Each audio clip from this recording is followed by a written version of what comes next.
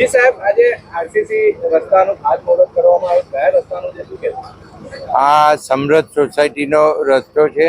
આમ તો આ બીજી સોસાયટીઓમાં જવા માટેનો મુખ્ય માર્ગ પણ કહેવાય. અને સમૃદ્ધ સોસાયટીમાં પાણી ભરાઈ રહે છે, નીચાણવાળું થઈ ગયો છે ભાગ. એના કારણે આખો રસ્તો ડિસમેન્ટલ કરી અને એને પાણીનો નિકાલ થાય એ પ્રમાણે આ સીસી રસ્તો બનાવવાનું આયોજન છે. આજથી લગભગ બધા રસ્તાઓની શરૂઆત થઈ છે. જૂના જેટલા રસ્તાઓ મંજૂર થયેલા છે એ રસ્તાઓની કામગીરી શરૂ કરવામાં આવી છે અને તબક્કાવાર વારાફરતી બધા રસ્તાઓ નડિયાદની અંદર થવાના છે. નડિયાદ મહાનગરપાલિકા બની ત્યારથી માન્ય મુખ્યમંત્રી શ્રી ભૂપેન્દ્રભાઈ પટેલ દ્વારા ઘણા બધા કામો આપવામાં આવ્યા છે. એ પૈકી રસ્તાઓના કામો પણ આપવામાં આવ્યા છે. મારી પાસે આની ખૂબ મોટી યાદી છે.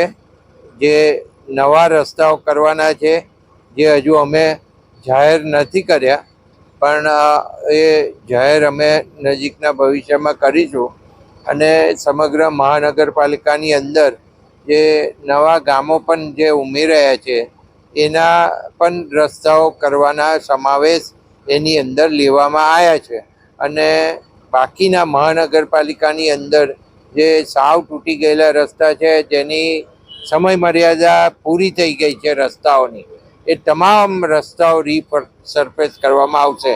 બીજું ખાસ કરીને કહેતા આનંદ થાય છે કે હમણાં થોડા સમય પહેલાં જ મુખ્યમંત્રીશ્રીએ આખા ગુજરાતની અંદર જે ખાડા પૂરવા માટે તથા રસ્તાના સમારકામ માટે જે આદેશ કરેલા, એ આદેશ અનુસાર આપણા નડિયાદની અંદર લગભગ કામગીરી પૂર્ણ થઈ ગઈ છે. અને જેટલા પણ ખાડાઓ હતા એ ખાડા પૂરવામાં આવ્યા છે.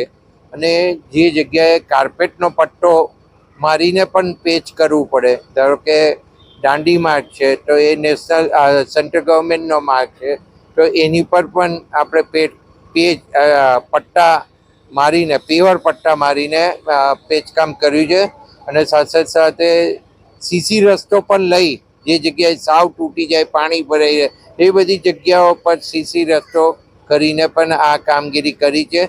અને સમગ્ર સ્ટેશનથી માંડી અને છેક કોલેજ રોડ થઈને કોકરણ મંદિરથી આગળ સુધી આ રસ્તાની કામગીરી કરવામાં આવી છે. સ્ટેટનો પીજ રોડ છે, પીજ રોડ પણ પટ્ટા મારીને કામગીરી કરવામાં આવી છે. તો આ કામગીરી હજુ ચાલુ રહેવાની છે અને જેટલા પણ કામો બાકી હશે એ કરવામાં આવશે.